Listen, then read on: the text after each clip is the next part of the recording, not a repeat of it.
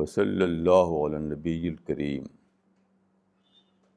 رب اشرح لی صدری ویسر لی امری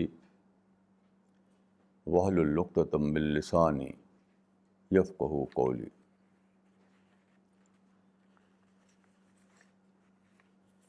یہ درس قرآن کا سلسلہ ہے. آج ہم سورہ البقرہ چیپٹر نمبر 2 قرآن کا، اس کی کچھ آیتوں کو لے کر ہم اس کی تشریح کریں گے. دیکھیے، سورہ البقرہ کی آیت یعنی ورس نمبر 110 میں کہا گیا ہے کہ اقیموا الصلاۃ وآتوا الزکوٰۃ. اقیموا الصلاۃ وآتوا الزکوٰۃ. اقیموا الصلاۃ وآتوا الزکوٰۃ یعنی نماز قائم کرو اور زکوٰۃ ادا کرو. یہ دو چیزیں ایک ساتھ اس آیت میں بتائی گئیں. دونوں میں بہت گہرا تعلق ہے. دیکھیے، نماز یا صلاۃ کیا ہے؟ روزانہ 5 ٹائم خدا کی عبادت کرنا، 24 گھنٹے میں 5 وقت. تو گویا کہ یہ ایک اعتبار سے آرٹ آف ٹائم مینجمنٹ کا لیسن ہے.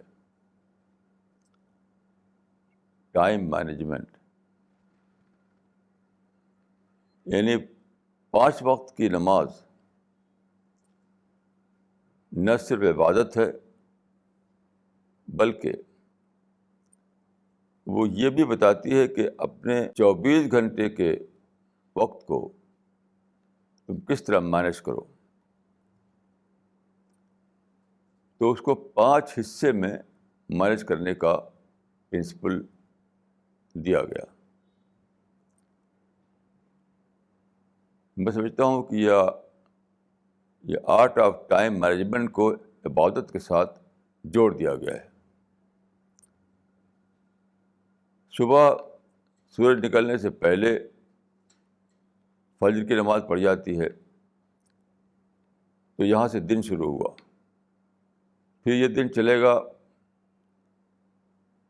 دوپہر ڈھلنے کے بعد ظہر تک. تو ایک یونٹ یہ ہوا.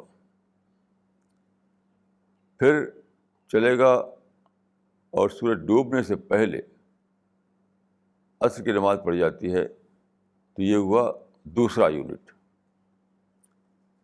پھر عصر سے لے کر کے سورج ڈوبنے کے فوراً بعد نماز پڑھی جاتی ہے مغرب کی، یہ ہوا تیسرا یونٹ.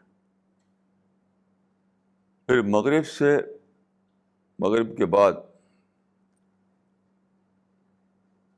شفق کے ختم ہونے کے بعد عشاء کی نماز پڑھی جاتی ہے سونے سے پہلے، یہ ہوا چوتھا یونٹ. پھر اس کے بعد رات آتی ہے، آدمی سوتا ہے فجر تک، تو یہ ہوا 5واں یونٹ. تو 24 گھنٹے کو یہ عبادت جو ہے 5 یونٹ میں بانٹتی ہے. تو بہت سمپل طریقہ ہے اپنے ٹائم کو مینیج کرنے کا، اپنی ایکٹیویٹیز کو آرگنائز کرنے کا.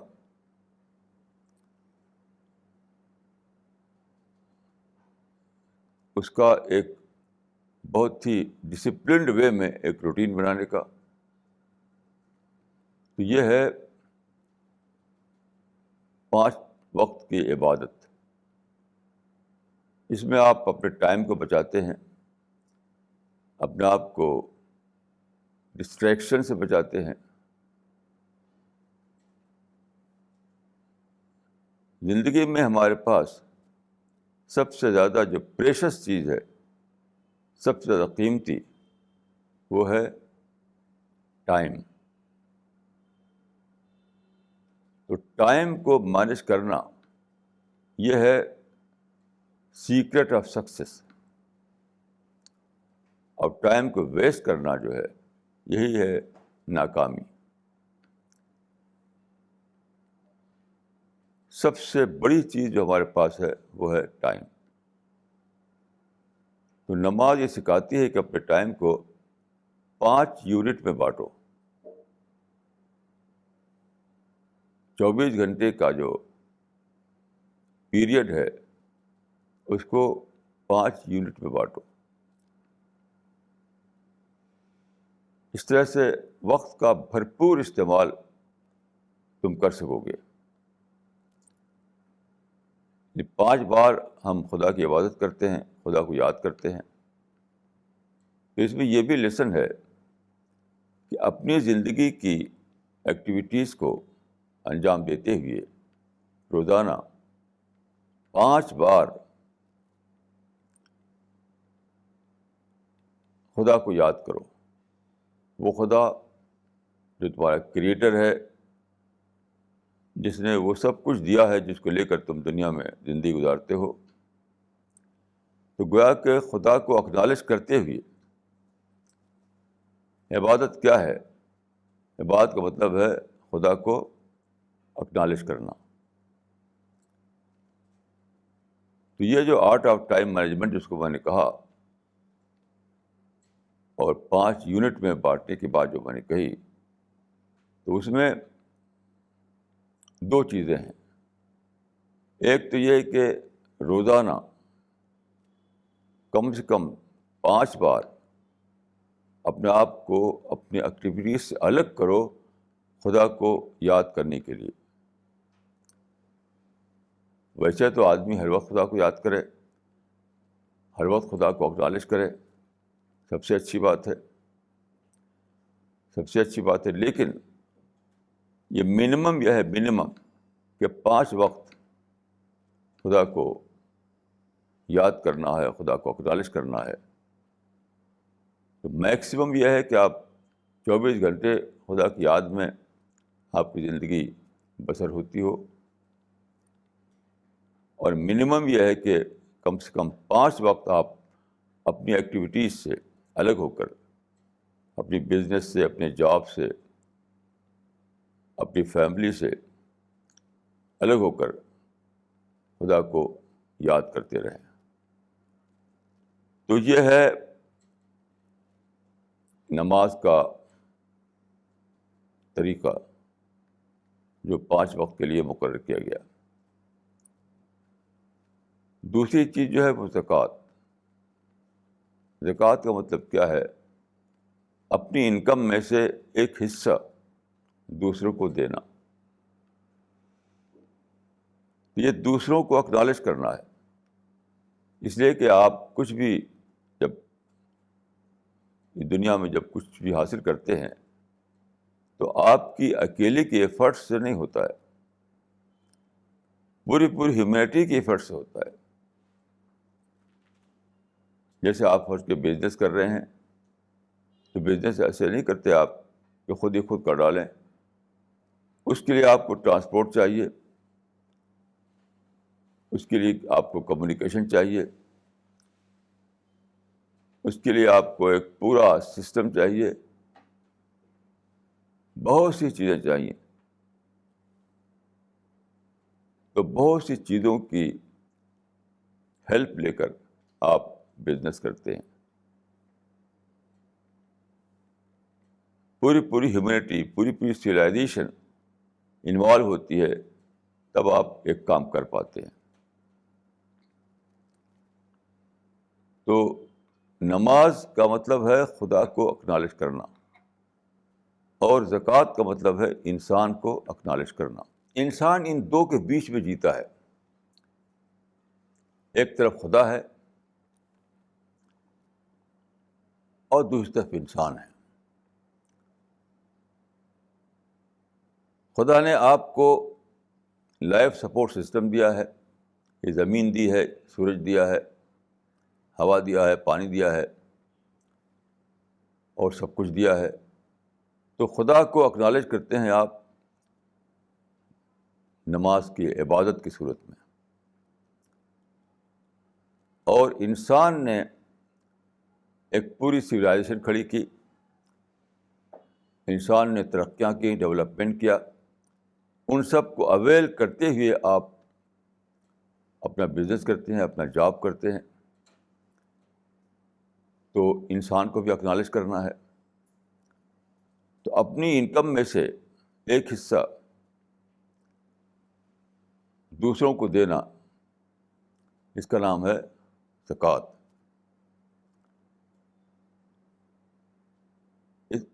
اس کا بھی ایک منیمم ہے، ایک میکسیمم ہے. منیمم تو یہ ہے کہ آپ 2.5% دیں، اور میکسیمم یہ ہے کہ نیڈ کے سوا سب کچھ دے دیں خدا کے راستے میں. تو بہرحال زکوٰۃ کو میں یہ کہہ سکتا ہوں کہ وہ آرٹ آف منی مینجمنٹ سکھاتی ہے آپ کو. آرٹ آف منی مینجمنٹ یعنی اپنی کمائی کو آپ کیسے مینیج کریں. تو اس کا طریقہ یہ ہے کہ کچھ حصہ آپ اپنے پاس رکھیں اور اس کا کچھ حصہ خدا کے راستے میں دیں. انسانوں کی مدد کریں، دوسروں کے لیے دوسروں کا حصہ لگائیں اس میں. تو نماز اگر آرٹ آف ٹائم مینجمنٹ ہے تو زکوٰۃ آرٹ آف منی مینجمنٹ ہے. اگر یہ دو ٹیچنگ جو قرآن کی ہیں، یہ دونوں بھرپور طور پر آ جائیں ہماری زندگیوں میں، تو یہی ہماری کامیابی کے لیے، سکسیسفل لائف کے لیے پوری طرح کافی ہیں، پوری طرح کافی ہیں. ان دو چیزوں میں زندگی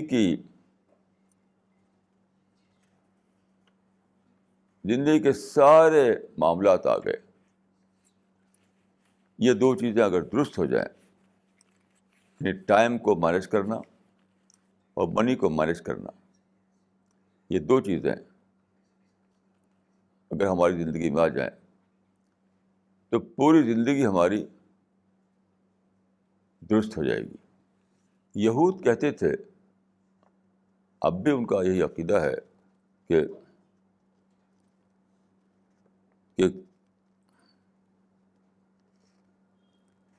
وہ سمجھتے تھے کہ یہودی جو گروہ ہے، یہودی جو نسل ہے، نجات اس کے لیے ہے. تو وہ کہتے تھے کہ لن يدخل الجنت الا من کان ہودن او نصارا. یہ سورہ بقرہ کی آیت نمبر 111. لن يدخل الجنت الا من کان ہودن او نصارا. جنت میں داخل نہیں ہوگا مگر وہ جو یہودی ہو یا نصرانی ہو، یعنی یہودی گروپ سے تعلق رکھتا ہو، مسیحی گروپ سے تعلق رکھتا ہو تو یہ عقیدہ کہ گروپ وائز پر سالویشن ہے، یہ ان کے لیے اگر غلط ہے تو ہمارے لیے بھی غلط ہے. ایسا اگر مسلمان یہ سمجھ لیں کہ جو مسلمانوں کے قوم میں شامل ہے بس اس کے لیے نجات ہے، تو یہ بھی اتنا ہی بڑی غلطی ہے، اتنی بڑی غلطی یہودیوں نے کی اور نصارہ نے کی. کیوں؟ نجات کا تعلق کسی گروپ سے، کسی نسل سے، کسی قوم سے نہیں ہے. نجات کا تعلق انڈیویجول سے، فرد سے ہے.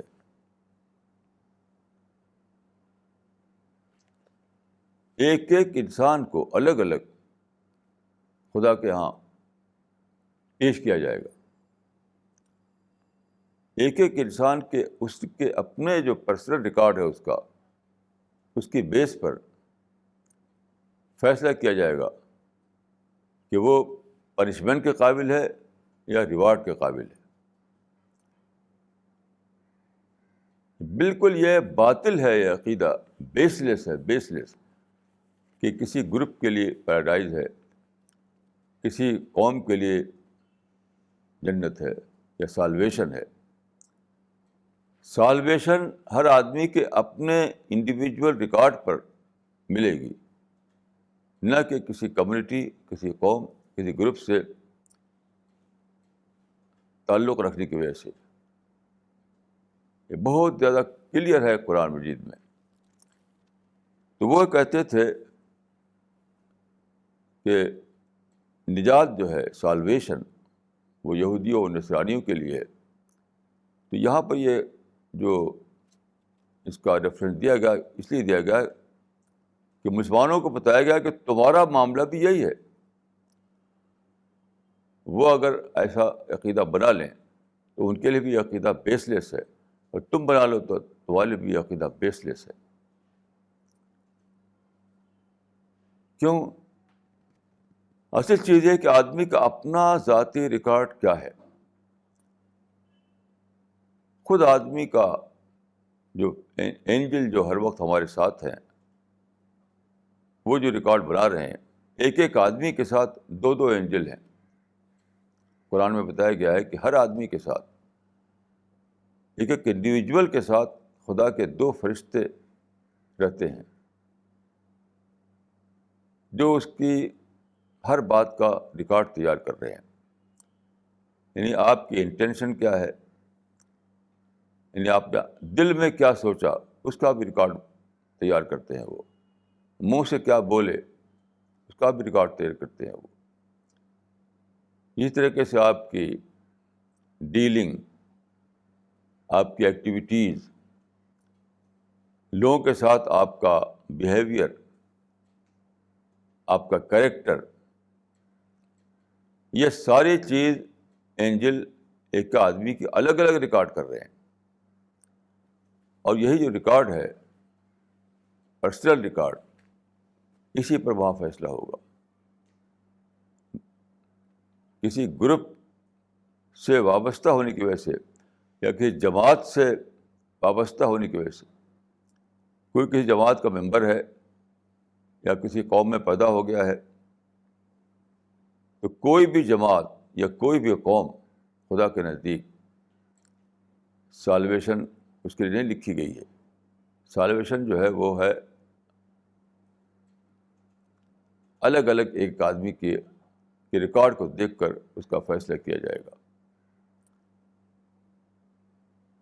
یہ بہت ہی امپورٹنٹ بات ہے جس کو آدمی کو سمجھنا چاہیے. قرآن مجید میں دیکھیے سورہ بقرہ میں 122 میں یہود کے بارے میں کہا کہ انی فضلتکم علی العالمین، میں نے تم کو فضیلت دی، یعنی یہود کو، سارے دنیا والوں پر. یہ ویسی ہی بات ہے جیسے کہ قرآن میں اہل ایمان کے لیے فرمایا کہ کنتم خیر امت، یعنی مسلمانوں کے لیے، اہل ایمان کے لیے بتایا کہ تم خیر امت ہو. اسی طرح سے یہود کے لیے کہا گیا تھا کہ تم کو ساری دنیا پر فضیلت دی گئی. اس کا مطلب کیا ہے؟ دیکھیے، چاہے خیر امت کا معاملہ ہو یا فضیلت کا معاملہ ہو، وہ بھی گروہی بیس پر نہیں ہوتا. کوئی گروپ نہیں ہے جس کو فضیلت دے دی گئی ہو، کوئی قوم نہیں ہے جس کو خیر امت بنا دیا گیا ہو. یہاں بھی ہر آدمی کا اپنا عمل جو ہے، اس کا اپنا جو ریکارڈ ہے، اسی سے یہ چیز ڈیسائیڈ کی جائے گی خدا کے ہاں کہ وہ خیر امت میں شامل کرنے کے قابل تھا یا نہیں تھا. جو آدمی اپنی ایمان کے اعتبار سے، اپنے عمل کے اعتبار سے، اپنے بیہیویئر کے اعتبار سے، اپنے کریکٹر کے اعتبار سے اس کرائیٹیرین پر پورا اترے جو خیر امت کا کرائیٹیرین ہے، تو اس کو جگہ ملے گی خیر امت میں. اسی طرح یہود کے لیے تھا، ان کے لیے بھی ایک کرائیٹیرین تھا. تو جو اس کرائیٹیرین میں پورا اترے اس کے لیے تھا کہ فضلتکم علی العالمین. یہ نہ کوئی ٹائٹل ہے اور نہ کوئی نسلی یا قومی یا گروہی اعزاز ہے. یہ ہے جو ذمہ داریاں ہیں، جو رسپانسبلٹیز ہیں، جو خدا کے احکام ہیں، اس کو پورا کرنے کے بعد خدا کی طرف سے دنیا میں بھی نہیں، دنیا میں کوئی کلیم نہیں کر سکتا کہ میں خیر امت ہوں یا میں فضلتکم علی العالمین کا مصداق ہوں. آج کی دنیا میں کوئی کلیم نہیں کر سکتا. دیکھیے یہ کلیم کرنے کی بات نہیں ہے، یہ خدا کے ہاں ڈیسائیڈ کیے جانے کی بات ہے. تو دنیا کے ریکارڈ کو لے کر خدا آخرت میں یہ ڈکلیئر کرے گا. ہمیں حق نہیں ہے، ہمیں رائٹ نہیں ہے کہ ہم خود یہ سمجھ لیں کہ ہم خیر امت ہیں یا ہم کو فضیلت حاصل ہے سارے عالم پر.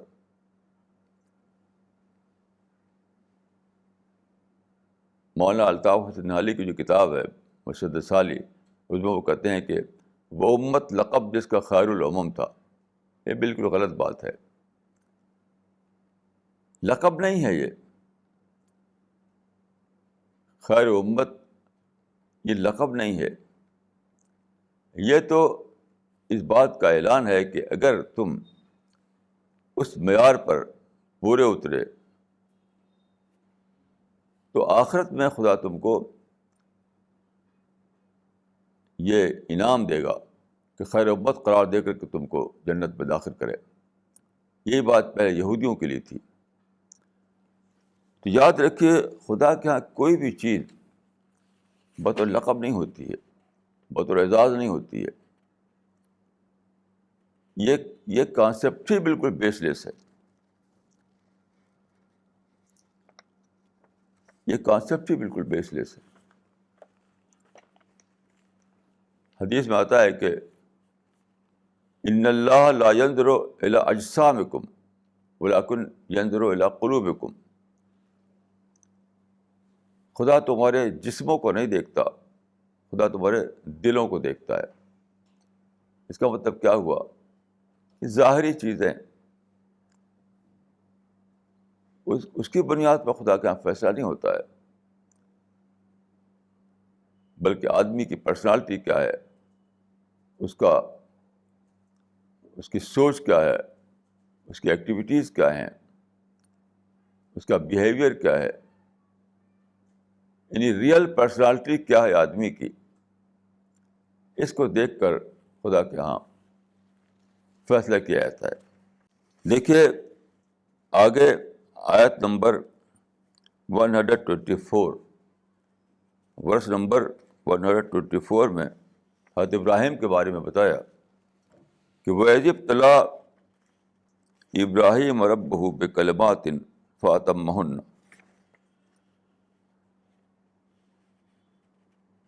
حضرت ابراہیم پیغمبر تھے، تو فرمایا کہ جب ہم نے ابراہیم کو جانچا، ان کا ٹیسٹ لیا.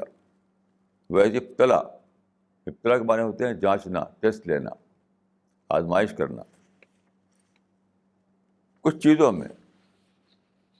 پھر جب وہ اس پر پورے اترے تب خدا نے ان کو کہا کہ اب تم ہم نے امام بنایا. یعنی پیغمبر کو بھی ابتلا میں ڈالا جاتا ہے، پیغمبر کا بھی ٹیسٹ ہے، پیغمبر کی بھی جانچ ہے. یہ کتنی بڑی بات ہے.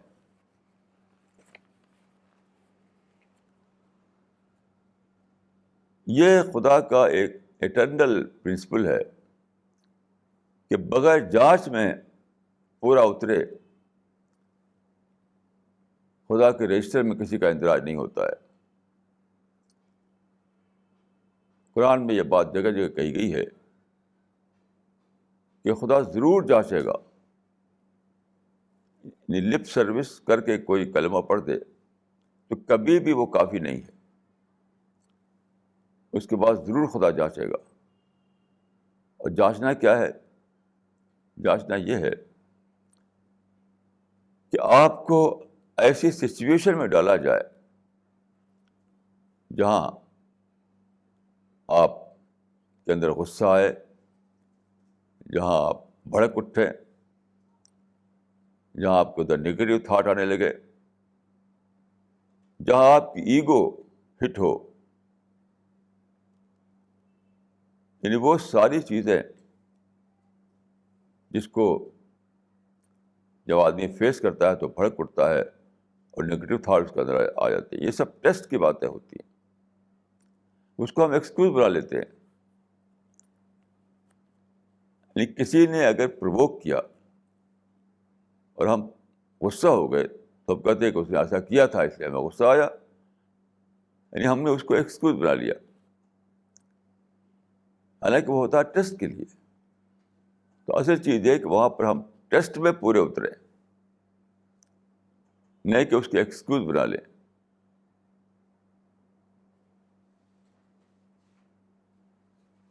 کل میرے پاس ایک صاحب کا ٹیلی فون آیا، ان کا کہ میرے بھائی کے ساتھ فلاں فلاں صاحب نے بہت برا سلوک کیا ہے، تو میں چاہتا ہوں کہ ان کو سبق سکھاؤں، کچھ لیسن دوں ان کو۔ تو میں نے کہا کہ دیکھیے، آپ نماز روزہ کرنے والے آدمی ہیں، لیکن آپ جو بات فرما رہے ہیں وہ نماز روزہ والی بات نہیں ہے۔ یہ ان الصلاۃ تنہی عن الفحشاء والمنکر، نماز روکتی ہے آدمی کو برائی سے اور فحش باتوں سے۔ یہی تو ہے۔ اگر اس نے برا کیا ہے تو آپ کو اچھا کرنا ہے، اگر اس نے غصہ دلایا ہے تو آپ کو معاف کرنا ہے، اگر اس نے آپ کو کوئی تکلیف دی ہے تو آپ کو صبر کرنا ہے۔ سبق سکھانا اور لیسن سکھانا یہ تو جاہلی باتیں ہیں، نادانوں کی باتیں ہیں۔ تو جو چیزیں ہوتی ہیں ٹیسٹ کے لیے، اس کو بنا لیتا ہے آدمی ایکسکیوز۔ تو یاد رکھیے، کوئی بھی آدمی اس دنیا میں ایسا نہیں ہے، انکلوڈنگ پرافٹ، جس کو ٹیسٹ کی صورت پیش نہ آئے۔ بلکہ سچی بات یہ ہے کہ خدا نے یہ دنیا بنائی اس طریقے سے ہے کہ بار بار یہاں پر ایسی سچویشن کریٹ ہو جب آدمی ٹیسٹ پر آ جایا کرے۔ ایسی اس انداز سے دنیا بنائی، کیونکہ دنیا ٹیسٹنگ گراؤنڈ ہے۔ دنیا بنائی گئی ہے عیش کرنے کے لیے نہیں، ٹیسٹ کے لیے بنائی گئی ہے دنیا۔ تو بار بار ایسی سچویشن یہاں کریٹ ہوتی ہے، خود لا آف نیچر کے مطابق، خود کریشن پلان آف گاڈ کے مطابق، کہ آپ کے جذبات بھڑکتے ہیں، آپ کے اندر آروگنس آ جاتا ہے، آپ کا ایگو بھڑک اٹھتا ہے، آپ کے اندر ریونج کا جذبہ جاگ اٹھتا ہے۔ یہ سب کیا ہے؟ یہ ٹیسٹ ہے۔ یعنی ایسی سچویشن میں جب آپ لوگ کو پائیں تو اس وقت اس کو ایکسکیوز نہ بنائیے، یہ سوچیے کہ یہ تو ٹیسٹ کا موقع ہے، مجھے صبر کا رسپانس دینا ہے، صبر کا، پیشنس کا، ٹالرنس کا رسپانس دینا ہے مجھے۔ تو جو پازیٹیو رسپانس دے، یعنی نگیٹو سچویشن کریٹ ہوئی اور جس نے نگیٹو رسپانس دیا وہ فیل ہو گیا ٹیسٹ میں،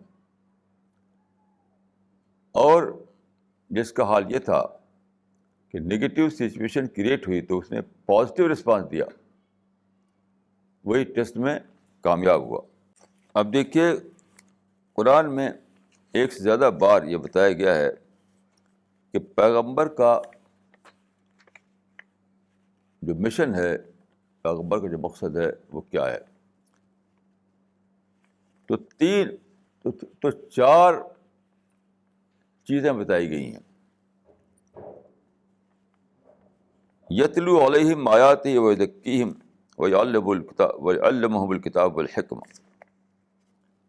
یتلو علیہم آیاتہ ویزکیہم ویعلمہم الکتاب والحکمہ، یہ چار چیزیں ہوئیں۔ یہ ہے آیت نمبر 129، سورہ البقرہ کی آیت نمبر 129۔ تو پہلی چیز ہے تلاوت آیات، یعنی خدا کی طرف سے وحی آئی جس کو ہم ریویلیشن کہتے ہیں، اس وحی کو خدا سے لے کر کے انسان تک پہنچانا۔ یہ سادہ بات نہیں ہے، کیونکہ جب خدا کی طرف سے آئی ہوئی وحی کو انسان تک پہنچایا جائے گا تو کیا ہوگا؟ ایسی باتیں اس میں ہوں گی جو ان کی خواہشوں سے ٹکراتی ہوں گی، ایسی باتیں ہوں گی جو ان کے آباء و اجداد کی ٹریڈیشن سے خلاف ہوں گی، ایسی باتیں ہوں گی جو ان کا جو پیٹرن بن گیا ہے اس پیٹرن کے سے مطابقت نہیں کرتی ہوں گی۔ یہ سمپل بات نہیں ہے تلاوت آیات، یعنی خدا کی طرف سے آئی ہوئی باتوں کو پہنچانا یہ کوئی سمپل بات نہیں ہے۔ یہ رسول اللہ کے ساتھ دیکھیے وہاں پر ہوا کہ آپ نے صرف اتنی تو کیا تھا کہ جو آپ کو جبریل سے ملا اس کو جا کر کے وہاں آپ پڑھ کر سناتے تھے۔ وہ لوگ کعبہ کا جو صحن تھا، کھلی جگہ تھی وہاں پر، اس میں اکٹھا ہوتے تھے، وہاں اسمبلی ہوتی تھی ان کی، تو آپ جا کر وہاں پر قرآن کی اتری ہوئی آیتوں کو پڑھ کر سناتے تھے۔ وہ غصہ ہونے لگے، آپ کے خلاف ہو گئے۔ تو سمپل بات نہیں ہے تلاوت آیات۔ تلاوت آیات میں شامل ہے کہ صبر کے ساتھ تلاوت کرنا، ریئیکٹ نہ کرتے ہوئے تلاوت کرنا، کیونکہ پیغمبر اگر ریئیکٹ کرے، پیغمبر اگر خود بھی غصہ ہونے لگے ان کے غصے پر، وہ ری ایکشن میں پڑ جائے تو کیا ہوگا؟ وہ ماحول ختم ہو جائے گا جو دعوت کا ماحول ہے۔ تو پیغمبر کی حیثیت تھی داعی کی، ان کی حیثیت تھی مدعو کی، یعنی ایڈریسر اور ایڈریسی۔ داعی کا مطلب ہے ایڈریسر، مدعو کا مطلب ہے ایڈریسی۔ تو دونوں کے بیچ میں ضروری ہے کہ دونوں کے بیچ میں نارمل حالات موجود ہوں،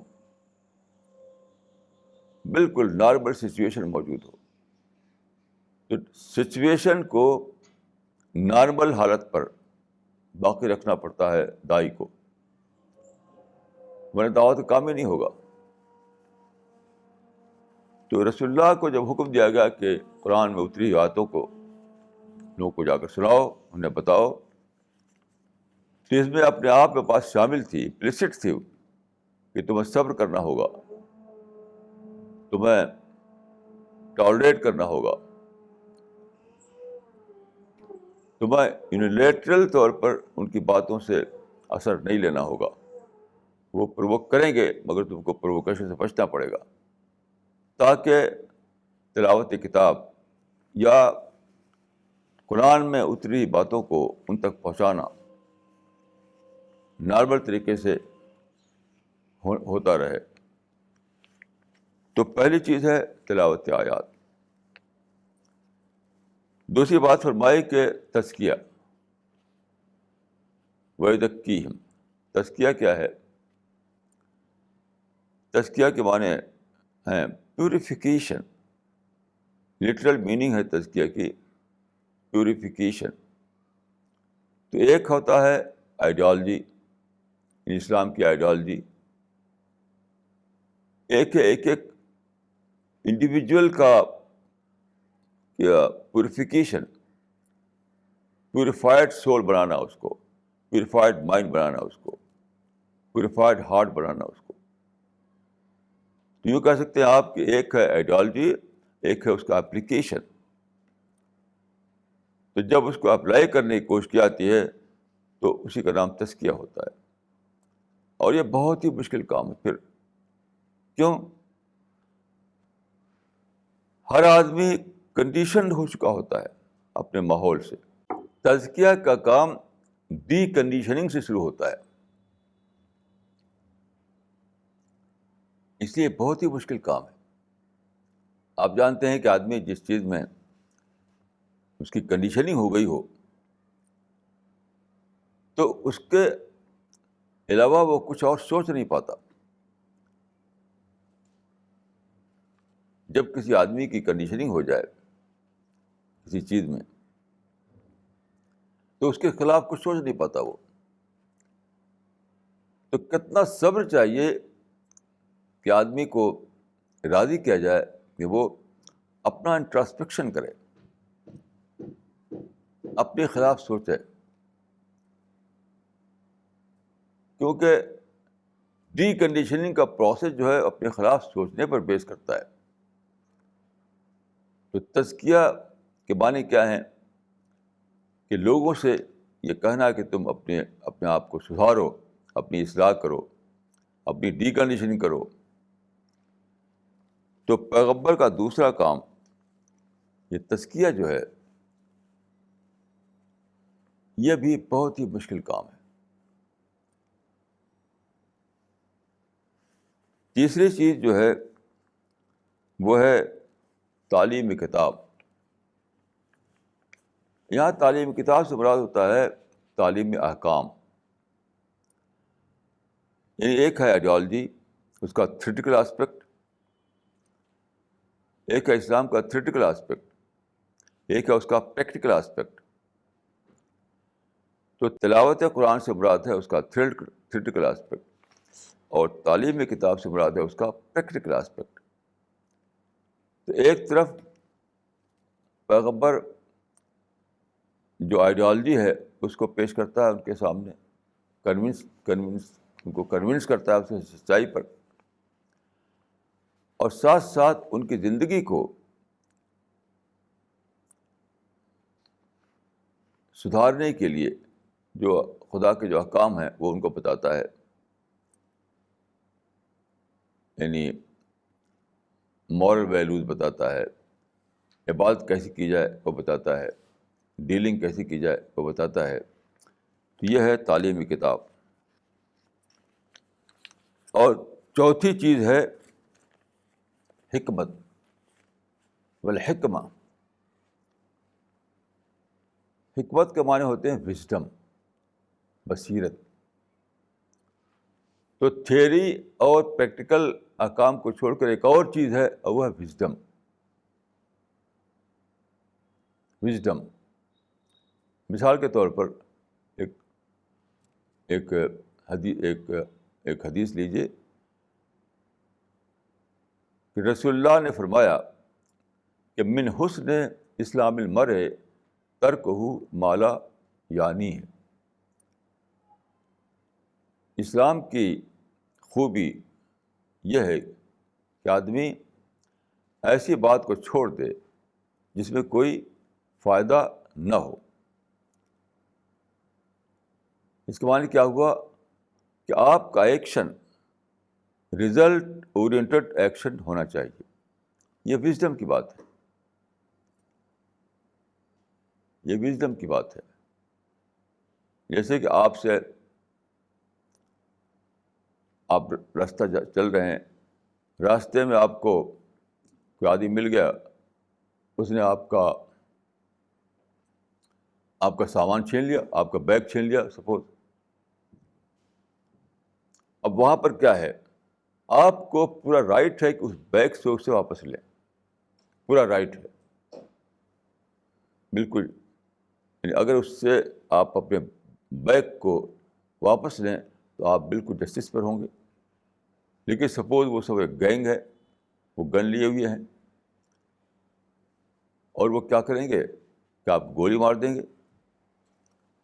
اس معنی کیا ہے؟ آپ کی اپنے جائز حق کو لینے کے سلسلے میں کیا ہوگا؟ گریٹر ایول سامنے آ جائے گا. لیسر ایول تھا پہلے، اب جو ہے وہ گریٹر ایول سامنے آ جائے گا. تو ایسی حالت میں آدمی کو گریٹر ایول سے بچنے کے لیے لیسر ایول کو لے لینا چاہیے. یہ ہے ریزلٹ اورینٹڈ ایکشن. یہ ہے وژڈم کی بات، وژڈم.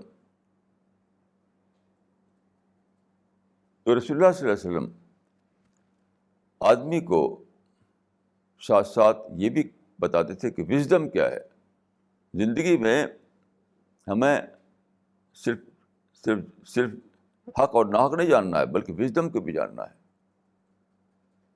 تو وَيَعَلَّمُ الْكِتَابَ وَالْحِکْمَةَ، تو آپ ان کو حکمت بھی سکھا دیتے، وژڈم بھی سکھا دیتے. تو یہ چار چیزیں جو پیغمبر کے بارے میں بتائی گئی ہیں، تلاوت آیات اور تزکیہ اور تعلیم کتاب اور حکمت، یہ چار چیزیں.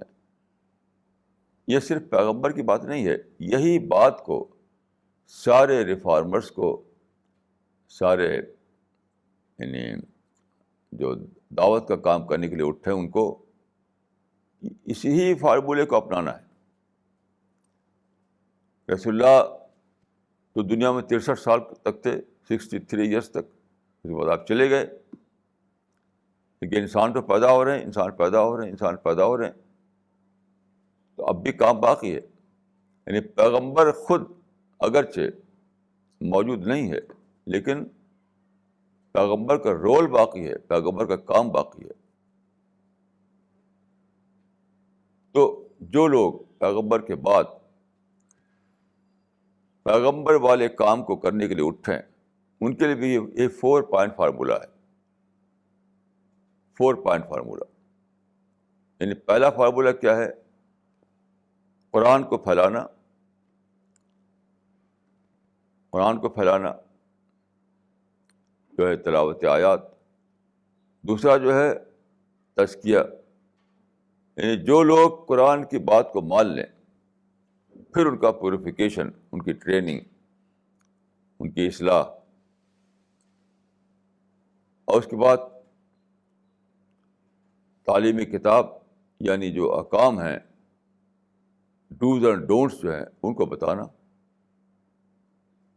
اور تیسری اور چوتھی چیز ہے حکمت، وژڈم. اس دنیا میں دیکھیے، اگر آپ کو صرف یہی نہیں پتا ہو کہ رائٹ اور رانگ، تو دنیا میں آپ کامیاب زندگی نہیں گزار سکتے. ساتھ ساتھ آپ کو وژڈم بھی چاہیے. جیسے ہم نے مثال دی کہ آپ کا بیگ کوئی چھینتا ہے، آپ صرف یہی جانتے ہو کہ میری چیز ہے، میرا رائٹ ہے کہ اپنی چیز چھینوں دوسرے سے. تو کیا ہوگا؟ چیز کو چھیننے کی کوشش میں آپ اپنے آپ کو بھی گنوا دیں گے. تو یہ اس چیز کا تعلق ایک انڈیویجول سے بھی ہے اور ایک پوری نیشن سے بھی ہے. لینڈ کے معاملے میں اور ہر معاملے میں یہی پرنسپل رہے گا کہ آپ جب بھی اپنا پلان بنائیں، اپنا ایکشن پلان بنائیں، آپ کا ایکشن پلان ریزلٹ اورینٹڈ ہونا چاہیے. اگر ایسا ہو کہ ایک چیز کو واپس لینے کی کوشش میں سب کچھ کھو دیں آپ، تو یہ کوئی پلان نہیں ہے. جب بھی آپ کو کوئی ایکشن پلان بنانا ہے تو پورے سچویشن کو ریڈ کر کے سمجھنا ہے کہ میں کیا کھاؤں گا اور کیا پاؤں گا. ایسا تو نہیں ہے کہ میرا ایکشن کاؤنٹر پروڈکٹیو بن جائے. تو اس وژڈم کو بھی سامنے لینا ہے. اس وژڈم کے بغیر کبھی بھی کوئی کام سکسیسفل انداز میں نہیں ہو سکتا. دیکھیے قرآن میں آگے سورہ بقرہ میں آگے 133 جو ورس ہے 133 اس میں پیغمبر یعقوب کا ذکر ہے. پرافٹ یعقوب جن کو بائبل میں جیکب کہا گیا ہے. تو پرافٹ یعقوب نے آخر وقت میں جب کہ وہ بوڑھے ہو گئے تھے اور ان کے موت کا وقت قریب آ گیا تھا, انہوں نے اپنے بچوں کو اکٹھا کیا, اپنی اولاد کو اکٹھا کیا انہوں نے. تو انہوں نے کہا کہ ما تعبدون من بعدی, میرے بعد تم کس کی عبادت کرو گے.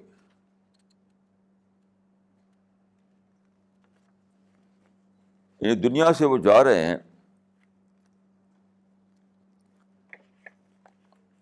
اور ان کو اپنے بچوں کو نصیحت کرنا ہے, تو پوچھتے ہیں کہ میرے بعد تم کس کی عبادت کرو گے. ما تعبدون من بعدی. تو انہوں نے کہا کہ ہم اسی کی عبادت کریں گے جس کی عبادت آپ کرتے تھے. اس میں کیا سبق ملا کہ پیغمبر کا طریقہ یہ ہے کہ اپنی اولاد کے بارے میں سب سے زیادہ اس کا جو کنسرن ہو وہ اس کی دینی زندگی کے بارے میں ہو. یہ نہیں کہ میرے بعد میرے بچوں کے پاس اچھا بزنس ہو, اچھا گھر ہو, ان کے پاس اچھا بینک بیلنس ہو اور ان کے پاس اچھی پراپرٹی ہو. یہ اگر کنسرن ہے تو یہ کنسرن پیغمبر والا کنسرن نہیں ہے. آپ دیکھیں اس مثال میں کہ پیغمبر کا کنسرن اپنے بچوں کے فیوچر کے بارے میں یہ نہیں ہے کہ تم اپنی معاش کو مضبوط کر لو, بلکہ یہ کہ تم خدا کی عبادت, خدا کا دین, خدا کا بتایا ہوا طریقہ اس پر قائم رہنا, اس کے لیے انہوں نے عہد لیا ان سے. یہاں پر یہ بہت بڑی ایک مثال ہے کہ باپ کا کنسرن اپنے اولاد کے بارے میں کیا ہونا چاہیے. یعنی یہاں پیغمبر اپنے اولاد سے کہہ رہا ہے, تو ایک ایگزامپل انہوں نے دیا ہے کہ باپ کا کنسرن اپنے اولاد کے بارے میں کیا ہونا چاہیے. وہ ہونا چاہیے اس کے دین کے بارے میں. یعنی جہاں تک بزنس کی بات ہے, دنیا کی بات ہے, مال کی بات ہے, وہ تو آدمی اپنے آپ ہی دوڑ دھوپ کر کرتا ہے, اس کے لیے کچھ کہنے کی ضرورت نہیں ہے. بچوں سے یہ کہنے کی ضرورت نہیں کہ دیکھو اچھی بزنس کرنا, تو وہ تو کریں گے.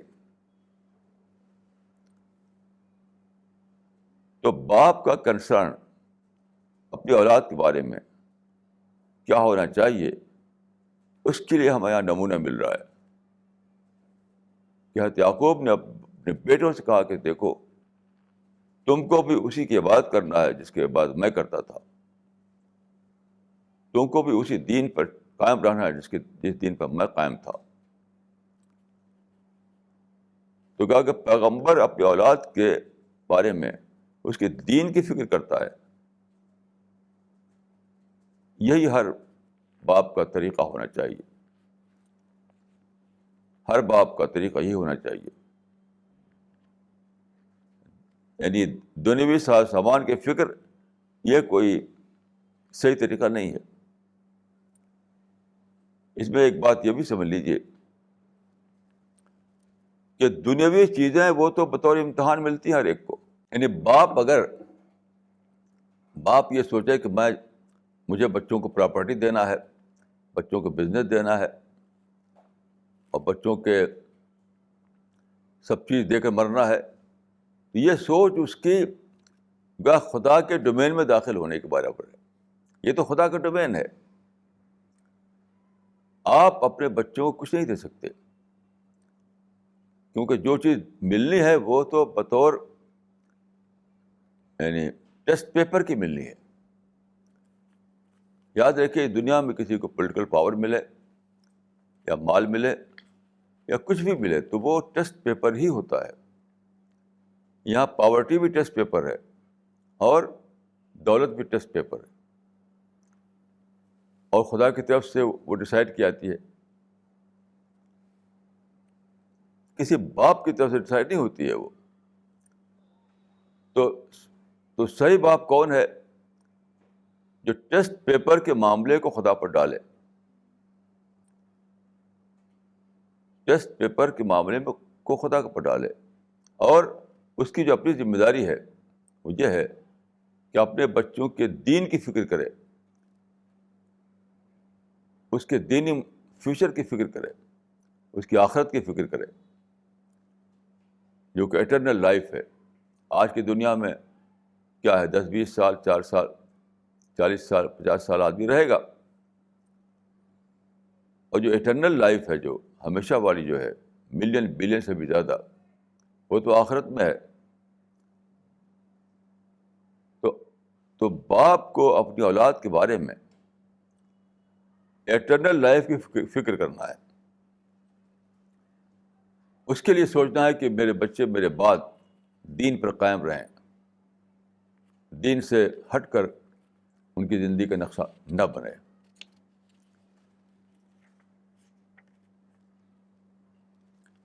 اس کے بعد دیکھیے سورہ بقرہ کی آیت نمبر 37, دیکھیے ورس نمبر 37. اس میں فرمایا کہ اہل ایمان کو خطاب کرتے ہوئے کہ فَإِنْ آمَنُوا بِمِثْلِ مَا آمَنْتُمْ بِهِ فَقَدِ اهْتَدَوْا. فَإِنْ آمَنُوا بِمِثْلِ مَا آمَنْتُمْ بِهِ فَقَدِ اهْتَدَوْا. یہ ہے ورس نمبر 137. یہ بہت ہی امپورٹنٹ ورس ہے. اس کا مطلب یہ ہے کہ صحابہ یعنی کمپینین جو تھے پرافٹ کے, ان کو اس میں ایک کرائیٹیرین بتایا گیا کہ تمہاری طرح سے یعنی اب بعد کو جو ایمان لائیں تو اگر وہ اسی طرح سے ایمان لائیں, اسی پیٹرن کو اپنائیں جو پیٹرن تمہارا ہے, یعنی کمپینین آف دا پرافٹ کا,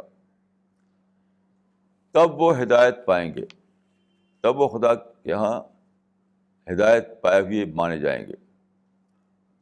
فَإِنْ آمَنْتُمْ بِمِثْلِ مَا آمَنْتُمْ بِهِ فَقَدِ اهْتَدَوْا.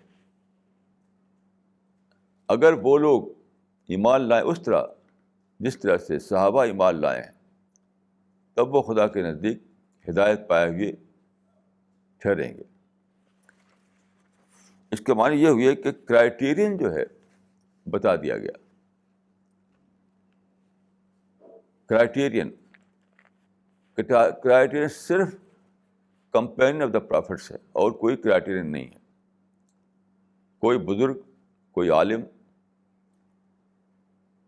کوئی بھی ایسا نہیں ہے جس کی حیثیت کرائیٹیرین کی ہو, نمونے کی ہو. تو یہ بہت ہی امپورٹنٹ بات ہے کہ بطور کرائیٹیرین ہمیں صرف صحابہ کو دیکھنا ہے. کسی اور کو اگر ریفر کریں تو وہ ایک گمراہی کی بات ہوگی.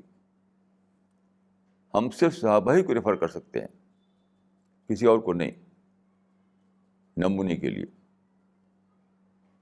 اب دیکھیے کہ صحابہ کیسے تھے, کمپینین جو پرافٹ کے تھے وہ کیسے تھے. سب سے پہلی بات یہ ہے کہ انہوں نے, یہ سب لوگ پہلے اسلام میں نہیں تھے, اسلام کے باہر تھے, پھر وہ اسلام میں آئے, یعنی اسلام ان کے لیے ڈسکوری تھا. آپ غور کیجئے کہ جتنے بھی کمپینین ہیں پرافٹ کے، وہ سب لوگ اسلام سے باہر تھے. ان کا مذہب کچھ اور تھا، ان کا طریقہ کچھ اور تھا. پھر رسول اللہ کے ذریعے جب ان کو سچائی کا پیغام ملا تو انہوں نے سوچا، اور سوچ کر کے ان پر سچائی کھلی تو انہوں نے اسلام کو اختیار کر لیا. اس کا مطلب کیا ہوا کہ پرافٹ کے کمپینین کا جو ایمان تھا وہ ڈسکوری سے شروع ہوا، ریئلائزیشن سے شروع ہوا. یعنی پیدائشی طور پر نہیں شروع ہوا بلکہ ریئلائزیشن سے شروع ہوا. انہوں نے ریئلائز کیا سچائی کو اور مانا اس کو، یہاں سے ان کا ایمان شروع ہوا. اس کا مطلب کیا ہوا؟ سارے صحابہ کے لیے ایمان اور اسلام ان کی ڈسکوری تھا. یہی پیٹرن بعد کے لوگوں کے لیے بھی ہے. پیدا ہونا، یعنی ایک آدمی مسلم فیملی میں پیدا ہو گیا، یہ کافی نہیں ہے. اس کو بھی ڈسکور کرنا ہے معرفت کے درجے میں، ریئلائزیشن کے درجے میں. میں یہ کہوں گا کہ صحابہ کے لیے اگر اسلام ڈسکوری تھا تو آج کے مسلمانوں کے لیے اسلام ری ڈسکوری ہوگا، تب اللہ تعالیٰ کا قبول کیا جائے گا. آج کے مسلمانوں کو چاہیے کہ وہ اپنے اسلام کو ری ڈسکوری بنائیں. ری ڈسکوری کا مطلب یہ ہے کہ پھر سے اسی درجے میں اسلام کو دریافت کریں جس درجے میں صحابہ نے دریافت کیا تھا. تو صحابہ کے لیے اسلام ڈسکوری تھا، اور آج کے مسلمانوں کے لیے اسلام ری ڈسکوری ہوگا، تب وہ اللہ تعالیٰ کے ہاں قبول کیا جائے گا. اقول قولی ھذا واستغفر اللہ لی ولکم اجمعین.